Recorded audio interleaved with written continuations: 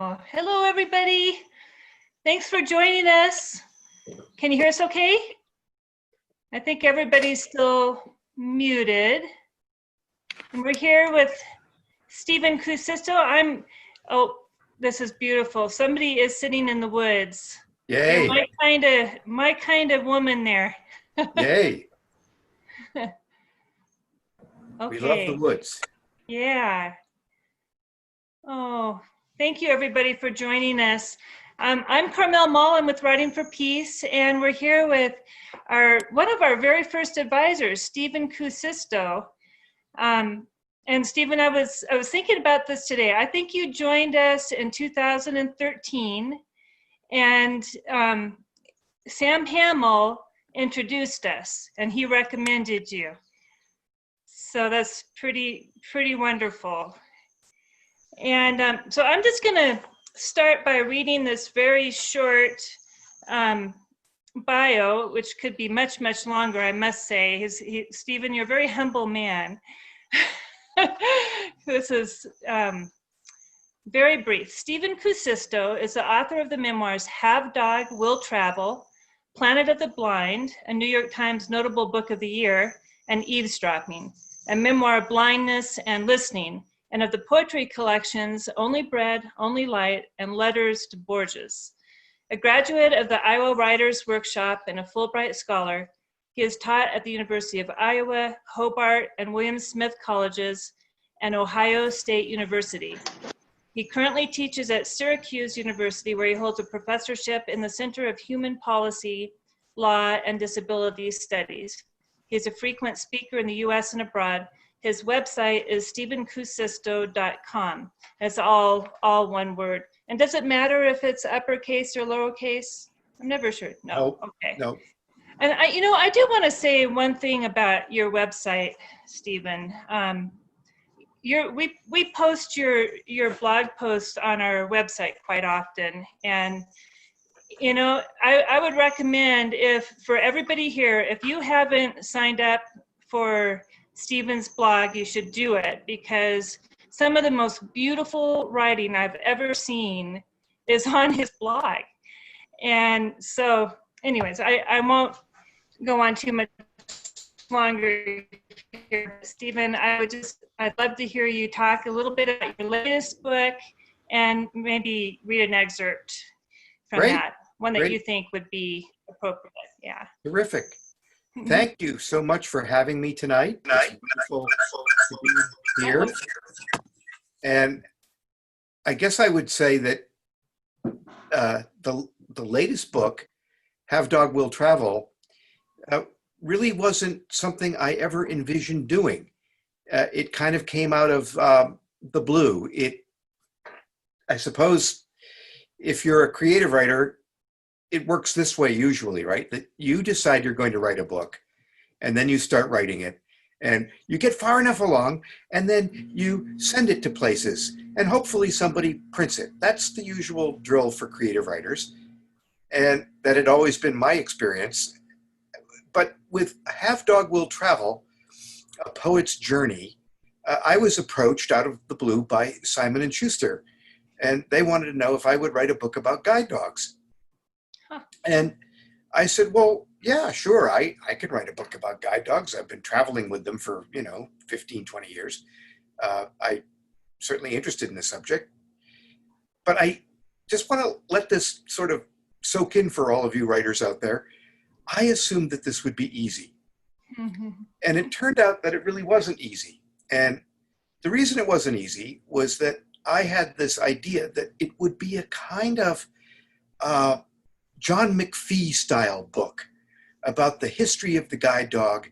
And I would get lots of interviews with different guide dog trainers and different guide dog travelers, and that I would just assemble all these stories and the book would take care of itself.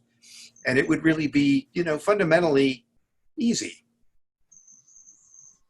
What I didn't know was that a lot of the guide dog trainers that I spent the next year and a half talking to were lovely people, but they were introverts. Mm. And they went into dog training in part because you get to do it by yourself.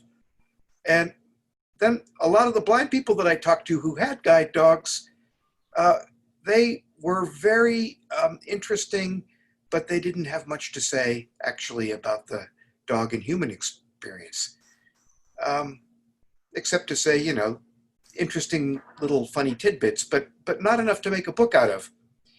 And then Simon and Schuster kept going, "Where's the book?" And I realized I was in a lot of trouble, that I had to write something very quickly.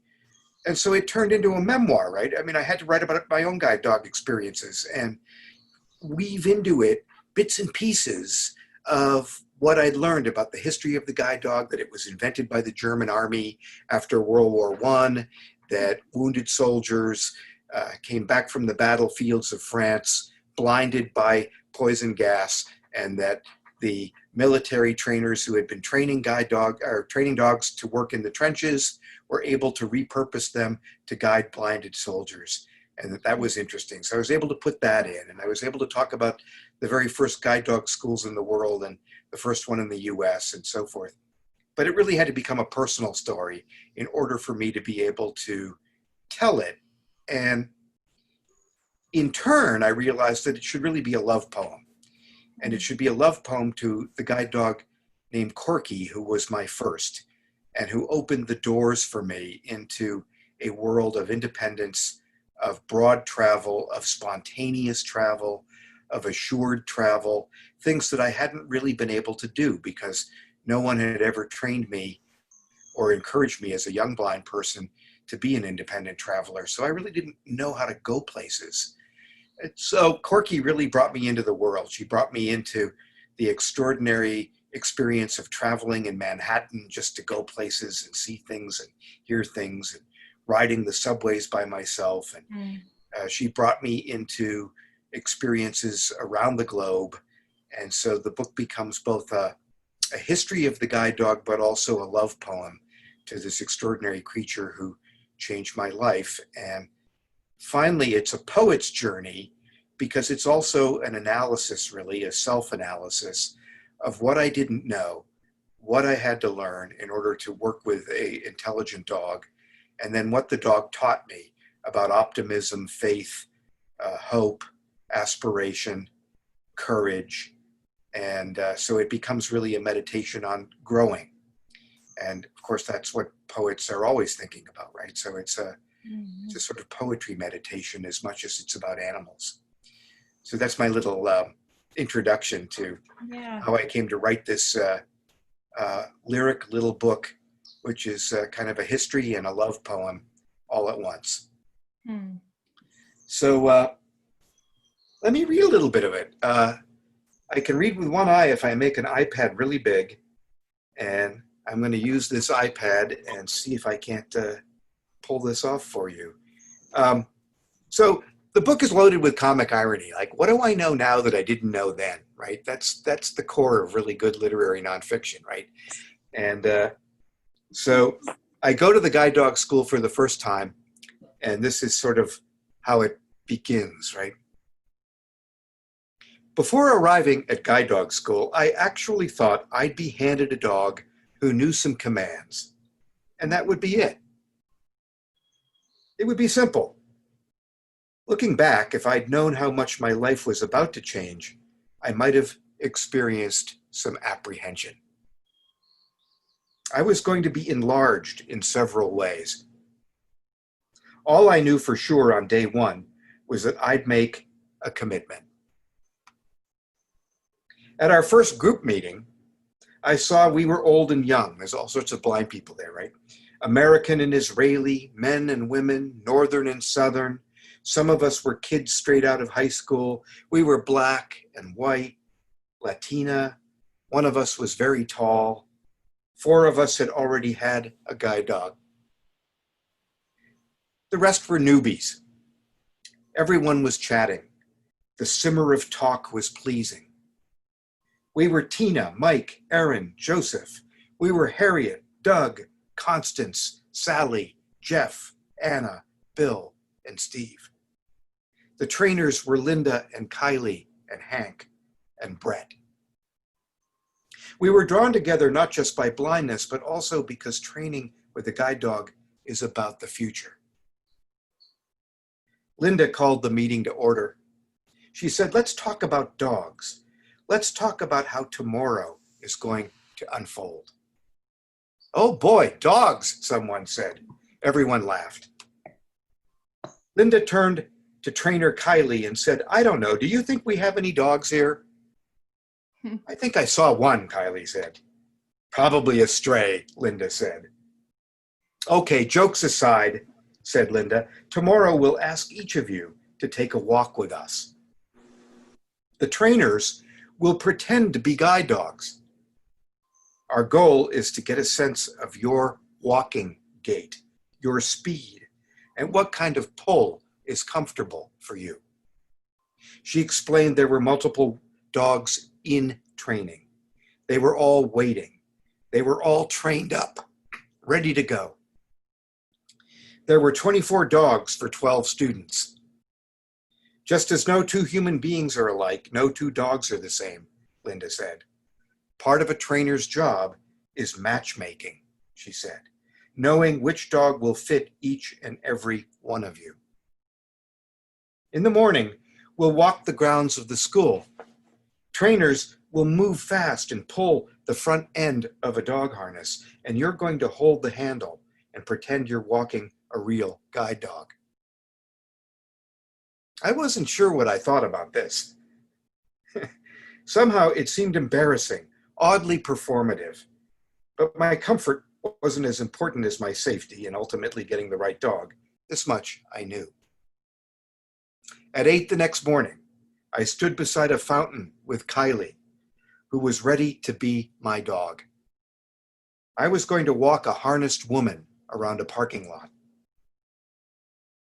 Once in college, a friend persuaded me to help him walk about in a donkey suit. We were going to perform at a children's fair. My job was to hold up the back end. It would be perfect, my friend said. I didn't have to see, just keep myself upright. Of course, the problem was my friend couldn't see either. The eye slits kept shifting. We stumbled into a trash can. We walked over a beach blanket and broke a toy. I grasped my friend's arm. He staggered. I laughed. I laughed so hard I fell out of the donkey and lay on the grass. Look, someone said, the donkey has given birth to an idiot. I thought, okay, I can be the back-end fool. When I'm a good dog, you're going to tell me, said Kylie. When I'm a bad dog, you're going to give me a correction with this leash. She showed me the leash. How will I know when you're a bad dog? I asked. I'll stop when we're supposed to be walking because I want to sniff the grass, she said, or I'll veer off the path. And what do I do with the leash? You're going to give it a tug and you're going to say, no, hup up. Hup up? Yes, hup up. What does that mean? I asked. It's an old guide dog command. It tells your dog to refocus. Kind of like a reset button? Exactly. Does it mean anything else? I asked. Yes, it can mean it's time to go faster. She went on to explain that when she stopped for curbs or steps, I should praise her. For the purpose of the exercise, her imaginary dog name was Juno. All the guide dog schools use the name Juno for this exercise, she said. There's no real guide dog named Juno. Juno, I thought, Roman goddess of war, fertility, and youth. It was one of those throwaway thoughts. Juno, Juno, make me young. Are you ready? She asked. Okay, I said, let's go. We walked and Kylie pulled with steady force. A real guide dog, she said, will pull. They're not like pets trained to heel. The pull allows your dog to have fluid movement as you're walking. She'll see an obstacle and guide you around it without breaking stride. You'll also learn during training that the pull creates a trust factor. Yes, I thought, trust, my weakest area. Good dog, Juno, I said as Kylie stopped at a curb. Now you're going to tell her to go forward, Kylie said. Juno, forward, I said. Off we went. We veered and zigged and zagged. I said, hop up when Kylie turned toward a flower bed. We recommenced our little journey. When our Juneau walk was over, Kylie said I had a good handling technique. I had no idea what this meant. She also said I was a speedy walker. That night, I wrote in my journal, can trust be taught? Is trust related to embarrassment? Maybe I should have risked more embarrassment in my life. Tomorrow is dog day. All right, so that gives you a little sense of, just how odd it was to be there for the first time and how little I knew.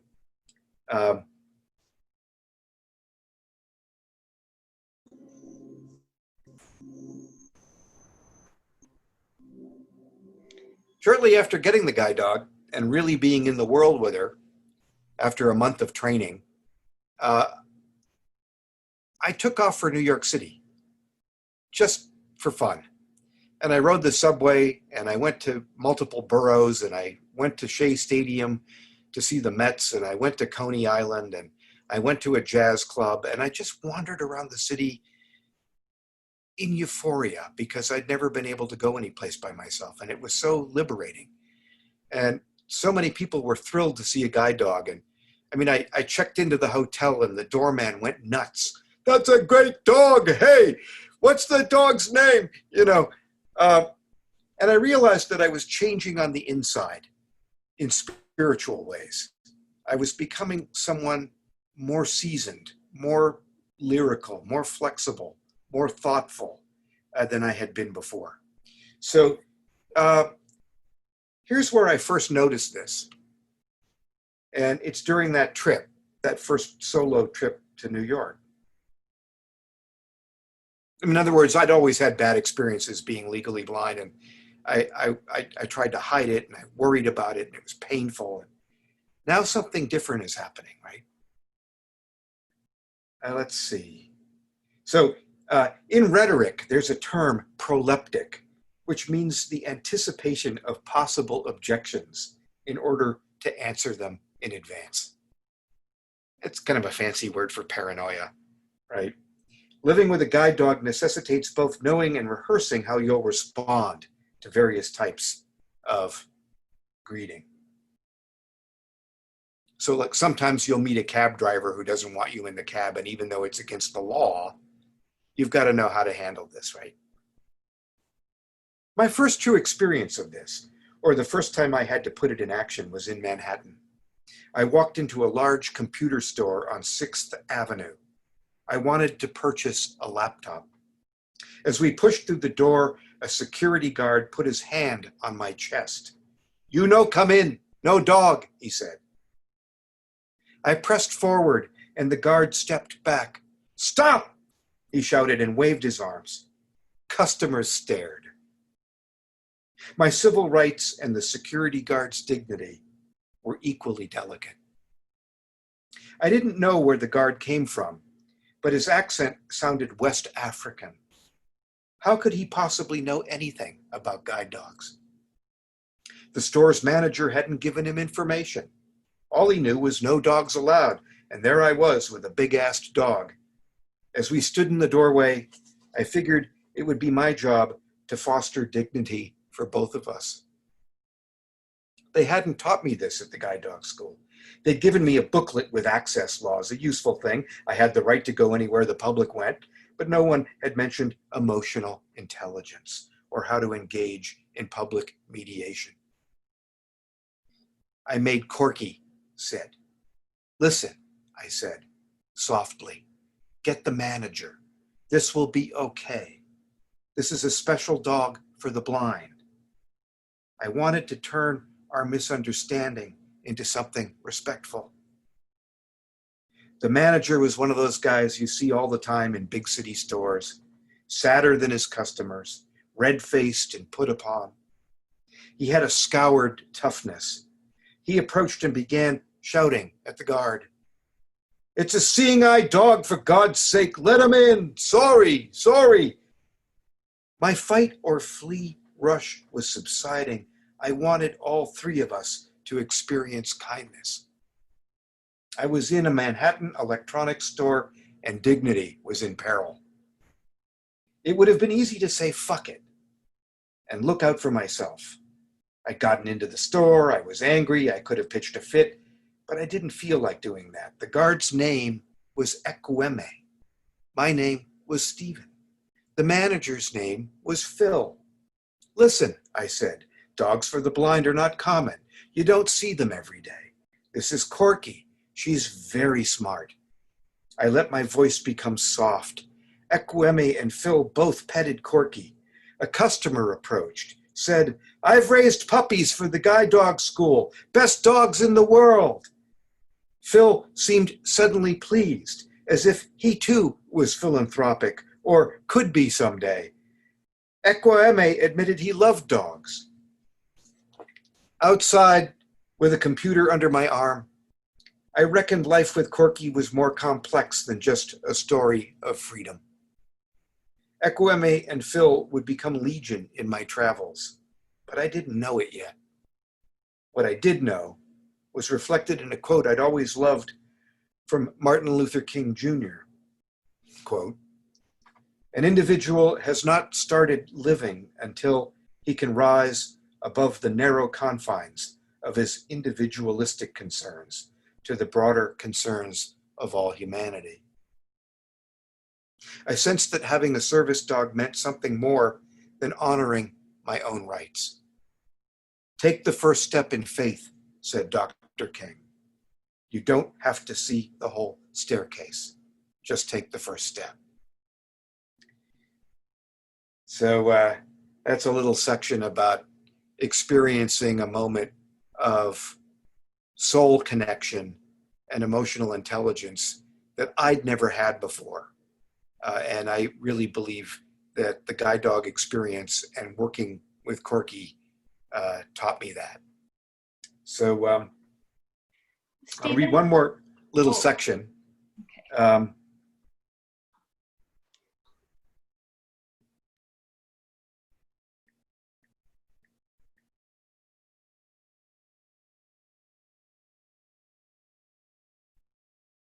So this is about how I met my wife, Connie, who was a guide dog trainer and then was doing administration at the guide dog school.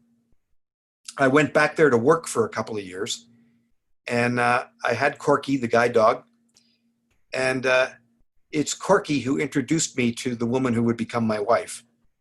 And her Labrador, Roscoe, became Corky's best friend. And so this is about having a sudden transformation of one's emotional and romantic life because of two Labradors. What I knew about love, I could put in a thimble. It was akin to my knowledge of red. For what did I know about it? I knew it was an important color. And that sounds like a blindness thing, but it really, I mean, it's true. What can you say about a color, right? You know what it is. Love, I thought, is for other people. I'd lived a long time thinking this way. In 1961, my mother constructed a bomb shelter under our house and filled it with canned goods and jars of water. I went there whenever I was roughed up by neighboring children. I lay on cool cement and whispered stories to no one. That's how my stories unfolded, talking in the dark, breathing the odor of army blankets. Who loves you? Who doesn't? Where's a lucky window? How high the sun? My lips moving. Yes, love was for others until I met Connie. And I met Connie because of her dog Roscoe, who was absolutely wild about Corky. One morning, I followed Corky up a flight of stairs to see what it was she wanted. And up those stairs, where the admissions office of the guide dog school was located, was a black dog, a hilarious dog. Some dogs are generally funnier than others, genuinely funnier than others, and some are smart about it, and Roscoe was a Labrador comedian. And like all comics, he was a dropout. He'd flunked out of guide dog school as a puppy. He'd been bred to be a working dog, but he ran off at the sound of shaken coins in a can. This meant he was sound shy, which automatically disqualified him from guide dog work, but he made up for it with a remarkable fun index. He bounced at the sight of Corky and whirled and said, "I'm here, I'm here." He was tall, loose-jointed, his big tongue out, tail wagging, and Corky jumped as if a door had opened right before her. That's how it is when you fall in love. Dogs know it without waffling. Corky was in love, and since fathomless things happen against expectation, soon I was in love. I was 40 and walking straight into a love story written by Labradors. I met Connie, a former guide dog trainer who ran the admissions office, who had one of the loveliest voices I'd ever heard, who I'd find by and by was very beautiful, for I require scientific closeness to see anything, perhaps one may say indecently close, or better yet, lovingly near, but I wasn't there yet. Still, yes, she had a voice and a love of dogs and curiosity about both animals and people, and that ain't ipso facto not customary, though we wish it would be, for it's an ancient sensibility. Soon, Connie and I and Roscoe and Corky were taking walks. I wondered how one might tell this tale. Dear X, I could be falling in love with my dog's best friend dog's owner. I'm middle-aged and holding hands with Connie. I'm laughing. I tell her about bird calls, tell her grackles sound like reeds. I've fallen in love with my dog's best friend dog's owner. We walk on a long abandoned rail line. The dogs say this, this, and run the curves of a tree line. The dogs say we've all come perfectly together. The sun comes out from behind the clouds. I'm in love. I tell Connie about the red-winged blackbirds. My dog's dog friend's owner is beautiful. Yes, red was an important color. So was morning blue. We walked beside a lake, and I don't remember the name of it now, but we were laughing like hell, laughing just because one can, because I told Connie she looked like a Phrygian goddess, and then was forced to admit all women look like goddesses when you're blind, and so what? Yes, we laughed. We agreed if everyone looks good, there's no need for praise. What a relief. And then no need for heroes. Laugh more. Run in circles like Roscoe, who has a 5-foot-long stick in his mouth. It's more than a stick, it's a branch, and he knows it's the most important thing in the world. A birch limb tasting of yeast, and don't you wish you had one? And you should talk less, really, and just chase me. I didn't know much. Not just about love, I was still coming into the world in a late rebirth, having decided to cross streets, kick up dust the way the sighted do. A phrase I'd stolen from a national advocacy group, which was always saying the blind could do customary things, read newspapers, for instance, just like visual people. Now I was making my forays into Manhattan or 100 other precincts, just as the sighted did, and yet hell, I didn't know much. I had no idea how to be in love. Did you enter it with a processional march, as in Verdi's Aida? Or was it just an earnest little tune picked out on a homely banjo? Was there a song at all? Did you make up your mind to be in love? No, you didn't. You didn't make up your mind at all, not if the dogs were right. I'd imagined no love was going to be my lot. I simply knew I was defective. The non-defective people held parties, danced, made plans. Space opened for them. They didn't have to question it. Every place was theirs, and all that American materiality was theirs. Their cars with rag tops, trips to the beach. That's how it felt, anyway. The no-love narrative was basically stupid. It was no better than thinking the man in the moon was a beggar who collects sticks on Sundays, a mythology people long believed. Yes, stupid, but if you live a provincial life, you can be convinced of anything. Sudden love is to be unconvinced. And the irony, the loveliest of them, the most statuesque irony of them all, is I got there by walking, thrilling to moments, trusting open air, taking Connie and my dog to the opera. During intermission, as we sipped champagne and Corky sat trimly beside us, a woman said, "Who's your dog's favorite composer?" And I said, Puccini, of course. How long can you say you know nothing about love? I had to give it away, just as dogs give small things away throughout the day. Oh, for Christ's sake, say the dogs, let's run over here. Let's together put our noses in these leaves. Connie and I were in love rather quickly, and I'll never not believe it was Roscoe and Corky's doing. We didn't take a chance. We didn't have to. We knew we could trust our dogs, not because it made for a story, but because there it was. We fit. This fit involved a man, a woman, 2 dogs, and 2 children. Connie was a single mom. And along came Tara, age 8, and Ross, 6. We sang Pete Seeger's song all around the kitchen and hurtled around Connie's house, shouting cock-a-doodle-doo while the dogs approved and crockery rattled. Sometimes we lay on the floor, Tara, Ross, Connie, and I, and the dogs took up the business of washing our faces as their ropey tails knocked knickknacks off tables. So that's a section that could only have happened because 2 dogs fell in love and became rather magnificent matchmakers. And I had fun writing that.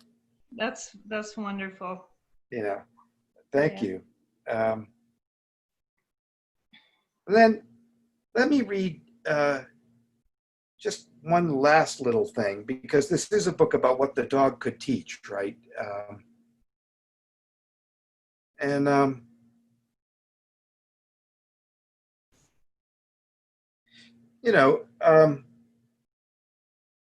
Your guide dog dies, and it's quite brutal. And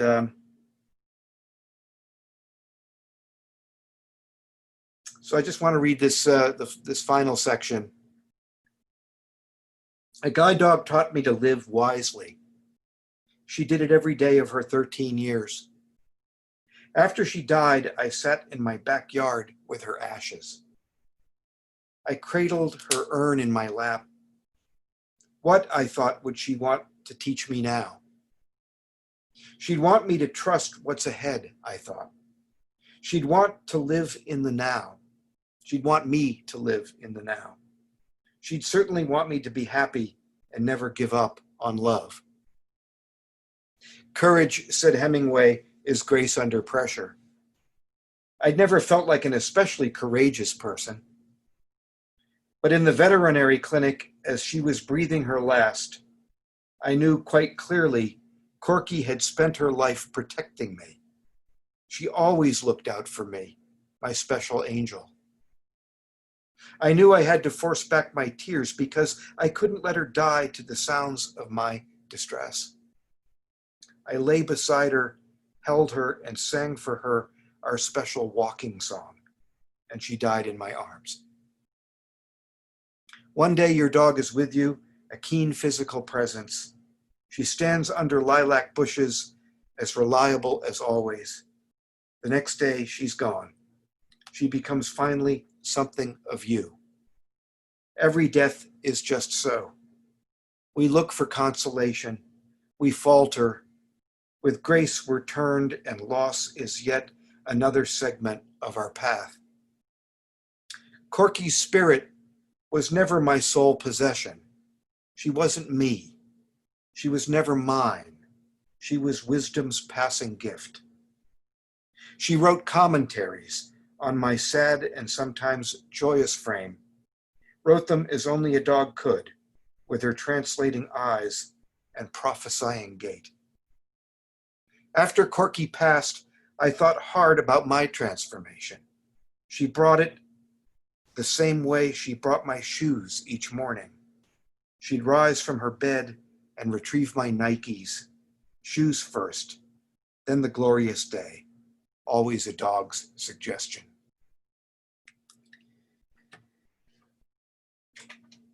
That was hard to write. Yeah, that's beautiful and very, very emotional.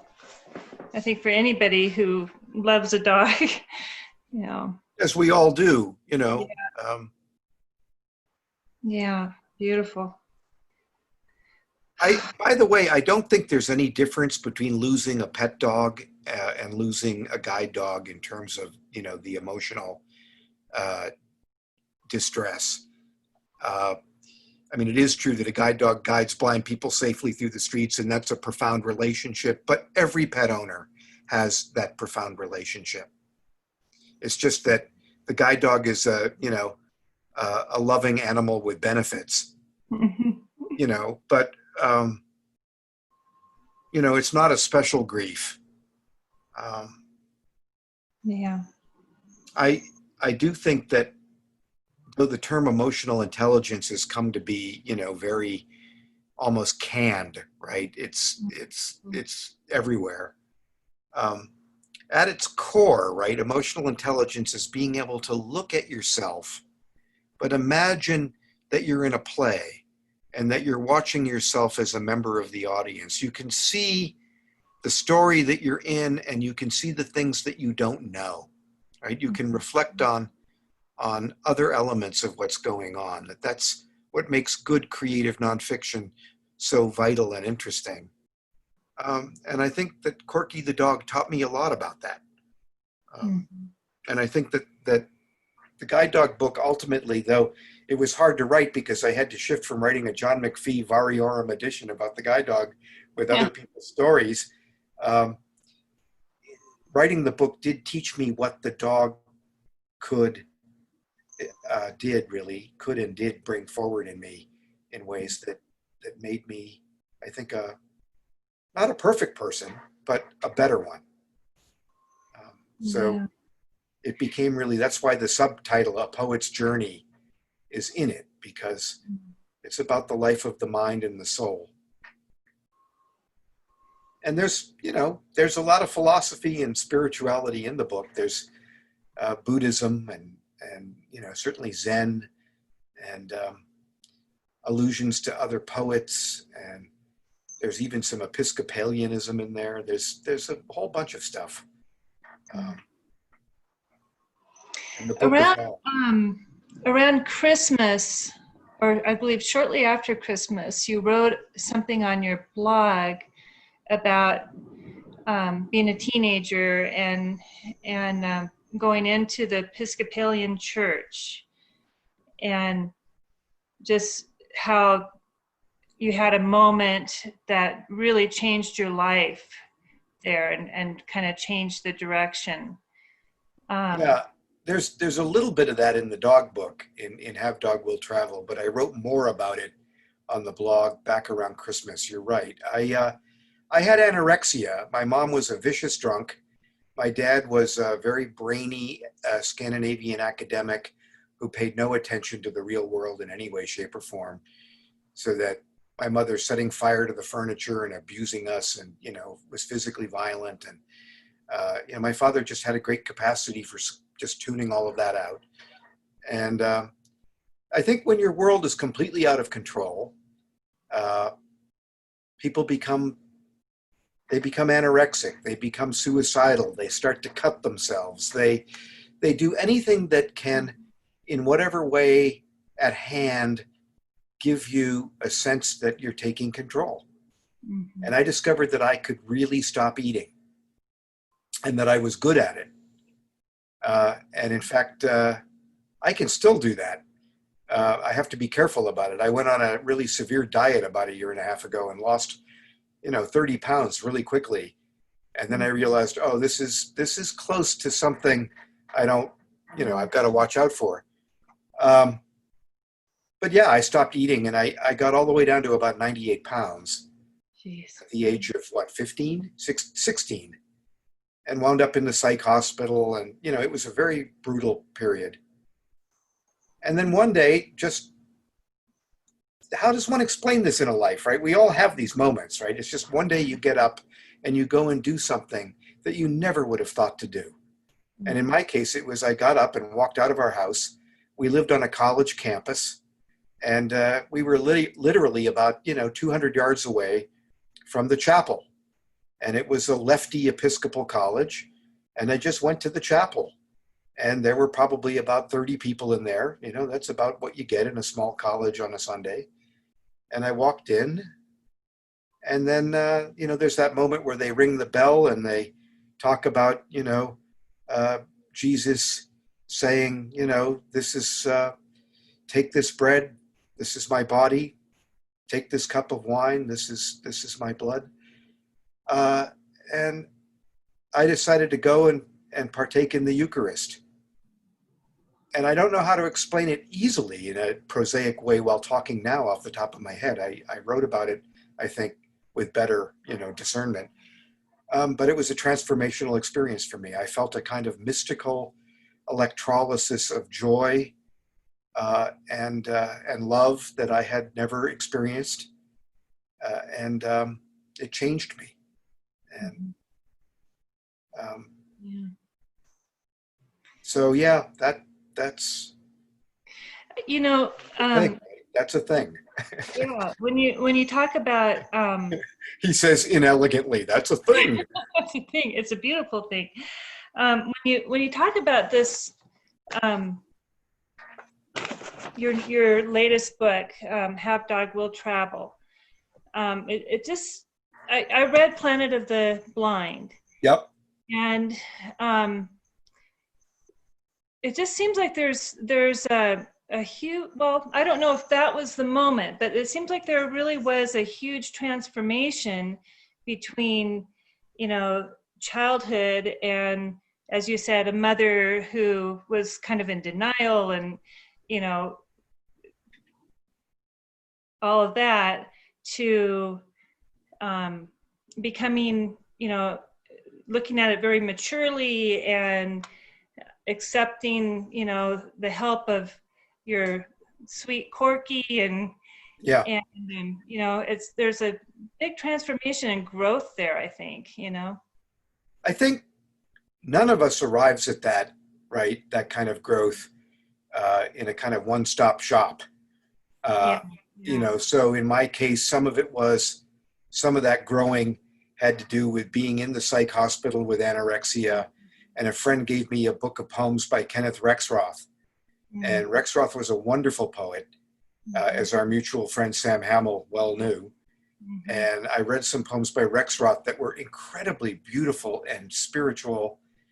And that helped, right? And then I took courses at the local college, even though I was in high school, with living poets. And that was exciting. And so suddenly poetry was there in a way that I hadn't foreseen.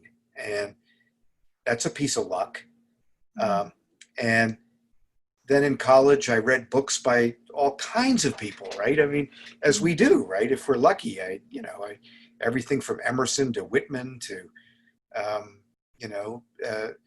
books by Zen Buddhists. I took a course in Buddhism. You know, I mean, these things really shape one. Carl Jung, I read a lot of Jung. And then, of course, you know, you're in the world and you're suffering and you get a therapist. Maybe you get 3 or 4 of them, but maybe if you're lucky, you get a really good one. And at a certain point, I got a really good one who was so good she didn't laugh at my jokes, which is really a gift because I, you know, have a pretty good sense of humor and I'm very good at deflecting pain with, you know, wild, improvident jokes. What else? You know, I mean, you develop some good friendships, and with any luck, those friendships are sustaining.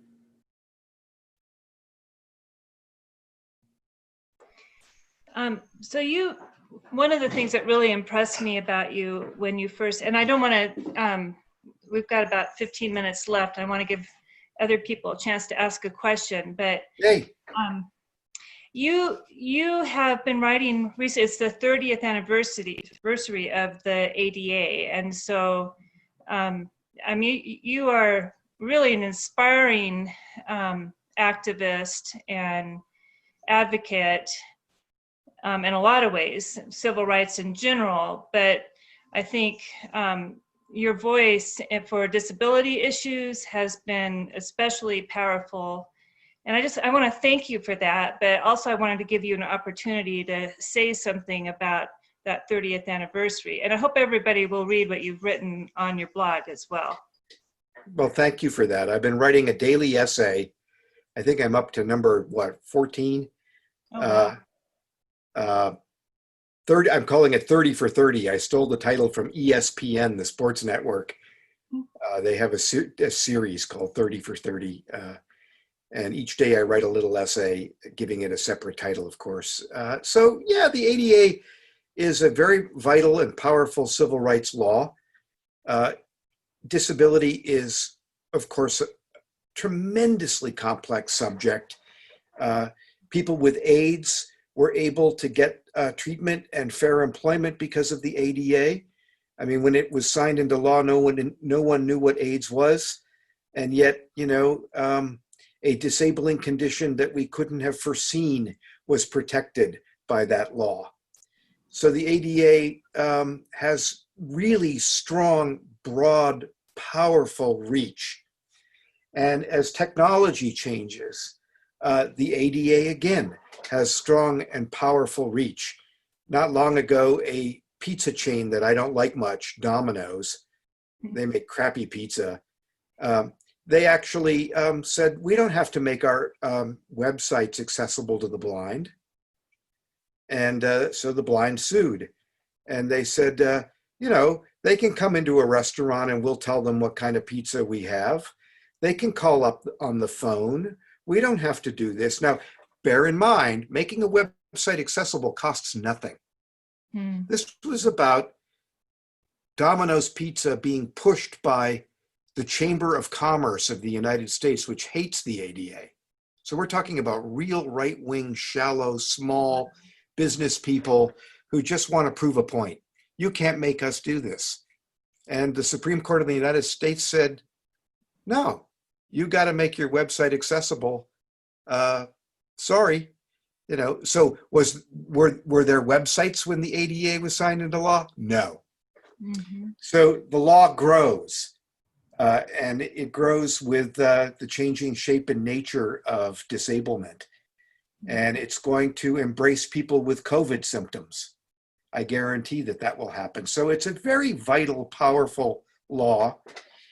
It hasn't solved all the problems that people with disabilities face, right? Because we face a great deal of discrimination in employment. We've seen study after study where, disabled people apply for a job and they get, and the employer doesn't know that they're disabled. And when they show up for the interview, they say, oh, we just filled that job, right? That there are, public attitudes about disability that are still steeped in the Middle Ages. And, there's fear of the disabled and there's, social attitudes that view the disabled as a sort of pejorative second-class category. When we talk about the disabled, we're talking about everybody. We're talking about Black disabled people. Black Lives Matter has embraced disability and Black disabled life. We're talking about queer people. We're talking about the elderly. We're talking about war veterans, right? Disability, we're talking about Asian people. We're talking about everyone. We're talking about Indigenous Americans. The disabled are everywhere. We're part of every flow of humanity, every area. So I love the ADA. It hasn't been as good about getting people jobs as we'd hoped. It hasn't solved everything, but boy, it's made it hard for ableists to step on our hands. And there are real serious consequences when they do. And so 30 years in, there's a lot to celebrate. Yeah, thank you. Yeah. Okay, so let's open it up and unmute everybody. Does anybody have a question that they'd like to ask Stephen? We don't have a question. I've got a question. Can you see me? Is there somebody else who's got it? Can you hear me? I can hear you fine. Okay, sorry. Hi, that was beautiful reading. It's just stunning. And I'm nearby. I'm at Cornell. And hey. Hi. I have a statement and a question. Great. One is really resonated to me. I was told by the postdoctoral advisor here at Cornell that she said, you will not get, I'm a postdoc, I am applying openly as somebody who experiences psychosis, and she told me they will not hire you. She says they won't say that they won't hire you because of disability, but they just won't. So it's very hard to prove that somebody isn't hiring you for disability. So it really resonated what you were saying. The other question I have was about your work, and I was thinking about interiority and how you were showing, because people think of disability often in terms of loss and damage and hardship. Yes. And what you were showing in your work with sacredness, and also the sense of the relationship between you and a non-human being, between you and other humans. And I think disability opens a possibility for a different, like we fear dependence on others, but there is something that disability, that learning of sharing one's agency with another, I think there's a profound teaching in that. And I thought that that's something that you're really showing on the page. I'm just interested in that, if you could speak more to that, if that was something a conscious, is that just where you move in your writing, or are you thinking about that the gifts, I don't want to make it as a cliche or tie it up with a ribbon, but I get upset with being seen only as mental health crisis, only as damage, only as the thing you don't want. Yeah. First, let me just say something about, well, first of all, thank you for that. It's a great question.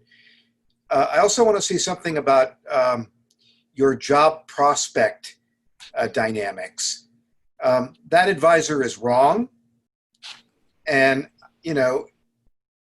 it's hard for me to imagine why that person thought telling you that was useful. I was told by the chair of the English department as well at U of Toronto. Yeah. Well, you won't get a job. I'm just going to tell you, let me just tell you a little joke. So Kurt Vonnegut, who I love, once said, no one would think to look for the smartest people in a university in an English department. Everybody knows the smartest people in a university are over in the physics department. So, I've taught in several English departments. I've been tenured in them. In general terms, literature scholars know next to nothing about disability. And they're provincial people, and they reflect the same sort of, ableist lack of comprehension that you see in broader society. There's this myth that books make people better, but it depends on what books they read, right? So don't let that person plant a seed in you that blossoms and grows an ugly thistle bush. Your Cornell degree will get you job interviews. You are not obligated to talk about your, intellectual or emotional disability in the course of a job interview.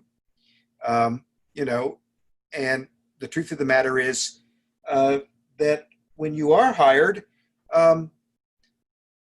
the academic institution or the business, or where, if you work for a nonprofit or whatever it is, they are obligated to provide you with the accommodations you need. So I just want to give you a little sense of optimism there. I don't want to be crude, but I think that person was full of bullshit. And when we're studying and we're in school, we're in graduate school, those things can really take root. Because after all, we trust these advisors. We look up to them, but where disability is concerned, they don't know shit. And so let me dispense with that. I wanted to know what the connection was between this kind of interior growth that you experienced with your dog and your capacity to give to others. I think this is related to the question before, because right. You can imagine a kind of interiority. I mean, a dog doesn't demand certain things of you that a wife does, and but you've displayed an enormous, capacity to care about other people. And could you talk about the relationship between those two things? Yeah. There's an Ojibwe poem that I'm not going to quote correctly, but it basically goes, often I walk about feeling sorry for myself. But all the while, I am being carried across the sky on great wings. And so I think sorrow and distress, depression, are facts of human existence. They are, and they're pretty universal. And yet, right, if we're able to be open to the things that are going on around us that are not contained or constrained by the emotional state we find ourselves in, we can actually have a rather stunning experience of the larger and more mysterious elements of life. One way animals do this, of course, is that they are lucky to not be us, right? There's that famous Walt Whitman poem where he says he'd rather live with the animals because they are not fretting in the dark. They are not worried about God. They are not, sweating about the nature of their existence, that they have a kind of just live purity about them. And of course, that's what any artist or any poet or any one of us wants to achieve. It's a great description of what animal presence can do for us. The other thing animals do, I think, is that because they're not concerned with the big thoughts that we have, they have a way of piercing, right, into whatever state we find ourselves in. And if we're alert to it, we can walk right out of the place we're in. Maybe not forever, maybe not even for the whole day. My wife has 2 horses, and I love these horses, and I go and see them several times a week. And we joke that they think I'm the candy man because I always show up with carrots and apples and peppermints. And as soon as they see me, they start talking, they're, oh, here he comes. The other day I was feeling kind of low, and one of the horses, his name is Turner. He's part Welsh pony and part Clydesdale. So he's big and he's very sweet looking. He's got the Welsh pony sweetness, but the Clydesdale workhorse bigness, And I was standing there just feeling blue. And he just walked over and put this enormous head of his on my shoulder and leaned into me. And, I was basically getting a great big hug from a very large animal. Wow. And, so when those things happen, if you're at all interested in being a writer, you try to sit down and say, what just happened there, right? The horse wasn't my spiritual savior. The horse wasn't my best friend exactly. The horse was just full of life, and life is life. And it was like that Ojibwe poem, right? That all the while I am being carried across the sky. So animals have given me that. And I think that that's why, if whatever disability you have, if you're autistic and you have anxiety, or you have any kind of emotionally complicated, disabling condition, forget blindness, I think a trained service dog is a wonderful thing. It's great to have that steadiness of animal life in your presence.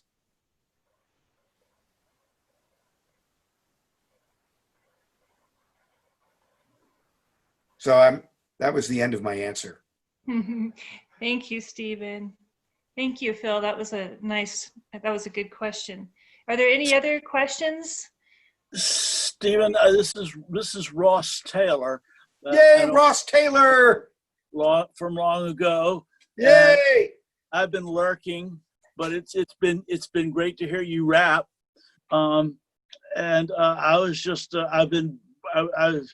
I was volunteering at DC Public Library, assistive technology, working with people there, and I've sort of just stayed with that so ever since things have gone crazy. Suddenly I'm not in touch with any of those people. They're all stuck at home, and I'm worried about them. Yep. But I was just still thinking about dogs, and so you knew 2 or 3 dogs really well, but did you get a sort of a sense of other dogs too, like some bad dogs you've known, or some kind of wishy-washy dogs, or anything? You know, just the spectrum of dogness. There are so many dogs, so many kinds of dogs, so many personalities of dogs, right? And it is very amusing, by the way, if you travel as much as I do in public with a dog, especially in places where dogs aren't customarily allowed. What happens is people tell you their dog stories, right? So I don't know, I'm on a jet plane going somewhere, and I've got the dog at my feet, and the person next to me wants to tell me their dog stories, and so I've heard more dog narratives than I ever thought possible. And of course, you hear about people's dogs who have insatiable appetites, and the dog who ate part of a sofa, and you hear about the dog who brings back rabbit parts every night and leaves them in the guy's shoe. And if you walk everywhere with a dog, you meet other dogs all the time, right? And you discover how many people have no dog understanding whatsoever. They just walking around with their dogs, and they anthropomorphize them and turn them into little versions of themselves, right? And so they're talking to their dog going, "I told you not to do that. Come on, Fifi. I told you not to." Of course, the dog doesn't know what the fuck they're talking about. And, they've never learned anything about how to train a dog. They don't know how to work with a dog. They don't know how to think like a dog. At guide dog school, they teach you a lot about what dogs think. And that's really good. I mean, I go to people's houses. I meet their dogs. I've met dogs that are very, very needy and emotionally, frightened. They're usually rescue dogs. Guide dogs are unique because they're bred for this work, and so they have these characteristics that most dogs don't. They're not afraid of loud noises. They're not afraid of firecrackers. They're not afraid of thunderstorms. They're not afraid of a car jumping the curb. They're not afraid of a lot of things, whereas, the average pet dog can be quite traumatized by things that are in fact authentically traumatic. So I've encountered a lot of different types of dogs. A few years ago, just for grins and giggles, my wife and I adopted a Lhasa Apso from Tibet. His name is Harley, and he's one of those little, long-haired, looks like a guru. They actually do come from Tibet, and small. He's very sweet, and he's very smart, but he also has PTSD. So he can't be left alone. He gets very anxious when we decide to go out and we're going to leave him home alone. He begins to tremble, which is a thing the guide dog would never do. He's also, it turns out they were bred by the ancient Tibetan monks to warn them when people were coming to the temples in Lhasa. And so if strangers come to the door, he goes nuts, and he'll jump up and down and bark like crazy. And, the first time I discovered this was when a couple of Jehovah's Witnesses came to the door, and he was out of his mind. And I said to the glass of the door, "I'm sorry, I can't open the door. This dog he's really vicious." And they went away. And that's when I looked it up, because I didn't know anything about the Lhasa Apso. And it turns out that he's got 30,000 years of Tibetan DNA to warn the monks when, people like the Jehovah's Witnesses are coming. So dogs are fascinating, they really are. It is interesting. I had a friend who whose mother raised Lhasa Apsos. Really? And you'd have little herds of them that would dash back and forth across the kitchen floor. And, Wow. That's brave, because they're very energetic. Hi, Steve. Steve, It's Dan and Ona. Dan and Ona. Dan and Ona, yay! That was such a beautiful reading. Yeah, thank you, Steve. So great to hear. Love poem to Corky, and love poem to Connie, and love poem to the world. It's great. Really inspiring. Thank you. Oh, you're welcome. So how are you guys? Well, thank God we have each other during COVID. Yep. We're having our little like writing retreat here, and then we watch silly sitcoms at night. So it's pretty good. That sounds actually very good. Yeah, yeah. It sort of Yeah. suits my nature, this staying at home. Hey, Yeah. Steve, I one of my previous guide dogs, I had a funny story where I'm fascinated where dogs show some kind of logical thinking or they surprise you with language. And the puppy raisers for this dog told me that they would say 2 minutes if they made their dog go in like timeout if they did something wasn't supposed to, and so the woman said, my husband came home from a business trip. This is back when phones, like cell phones, still had roaming charges. Yep. He said we were washing the dishes, and my husband told me, he said, "Oh, I've got to straighten out this phone bill because I got charged something like $29 for 2 minutes." And she went, 2 minutes, and the dog went running into his crate.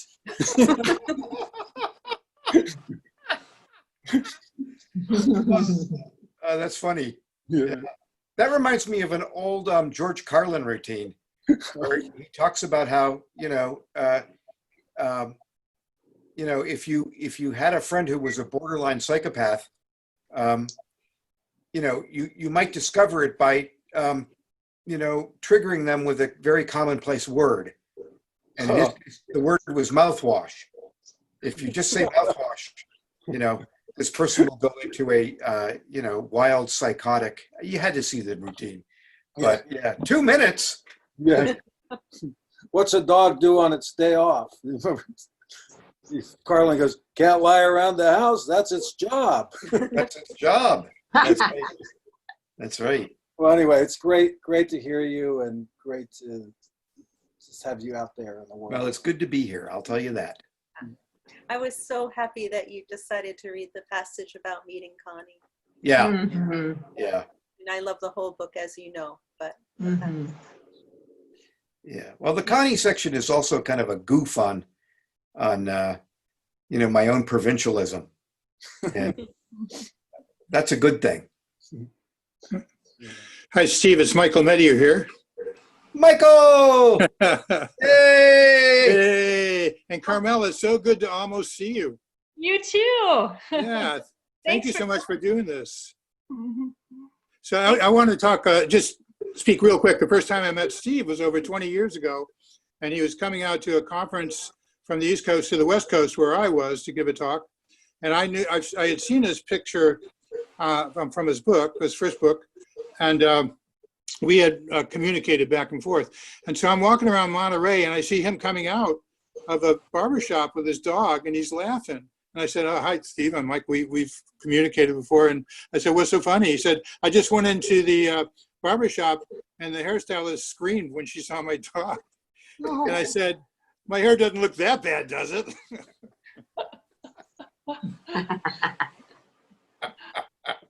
All right, goodbye. It's so good to see you both. Yeah, and then we went down the street to this great kick-ass coffee place. Yeah, We got fabulous coffee. yeah, we did. And you And a began bookstore. talking about the ancient Egyptians. It was just like love at first sight. Oh, we could have, and we have talked for forever at certain times. So it's Yep. good to see you again. Kate's here too. She sends her love, Yay, Kate! Yay! and we'll let you go. I'm sure there's a whole bunch of people who want to get your ear. Thanks again, Carmel. Thank you, Michael. Steve, I just wanted to say hi. It's Diane. I'm so Yay, happy. Diane! Just love you, and that was just wonderful. And I'm thinking about Bill, and it's just a year since we lost him, and I loved hearing you talk about the ADA at 30 and all the powerful things that you do in the world. I want to express gratitude to you for that from here in Little Owego, New York, where I am with my big cat, who knew I was upset the other day and chased me across the entire house, batting at my ankles to try to get me to calm down. So he's not a dog, but he thinks he is. Well, you know, ambition is half the battle. Yeah. So thank you for that beautiful reading. You know I love you and I love the book. cats. Yes. Yeah, thank you, Diane. Thank you Well, I so want to. much for a wonderful program. And thank you, Carmel, for sharing him with us. We would Oh. never have had an opportunity to hear you, Stephen, without Carmel, and we have enjoyed you immensely. Well, thank you. Thank Where are you guys beaming in from? We're peeping in from, tell us where, Port Townsend, Washington. Oh, lovely. Yeah, it is lovely. Come Yeah. visit. Yeah. I haven't been in Port Townsend for maybe a decade now. But one of the most magical, lovely places. I used to come out there and, you know, teach at the summer Port Townsend Writers Conference and, Yes, you know, visit the Copper Canyon Press people. yes. And Still what a there, great- Stephen. okay, that sounds easy. Come back, come back. Yeah. Well, thank you everybody for joining us. And Stephen, thank you so much. This has really been wonderful. It's great to meet you finally in person, sort of. Yay. Yeah. Well, after the, you know what, after this damn virus lifts, and it will, and it's so easy right now to feel totally devastated by the enormity of this. And I know you've been fighting it yourself. Yeah. And, you know, but there will be better times. Mm-hmm. And we will all be able to get together again. I do believe that's coming. Yeah. And how are you feeling, by the way, before I sign off? You know, I'm hanging in there. you're hanging. Yeah. Yeah. Actually, had COVID. Yeah. Mm-hmm. Yeah. She's fighting it Yeah. successfully, it seems. So that's good. I think so. Yeah, I'm doing okay. So, Yeah. and I love that note to end on. We all have good things to look forward to, and look forward to a time when we can all get together in person. That's right. That's right. And swap ice cream. Yes. All right, you guys. I'm gonna. Thank you for hosting. You bet. I loved this. Thank you all so much. Thank you so Thank you. much. Bye. Thank you. That was Bye, beautiful. everyone. Good night. Good. Thank you, Carmel. Thank you. Thank you so much.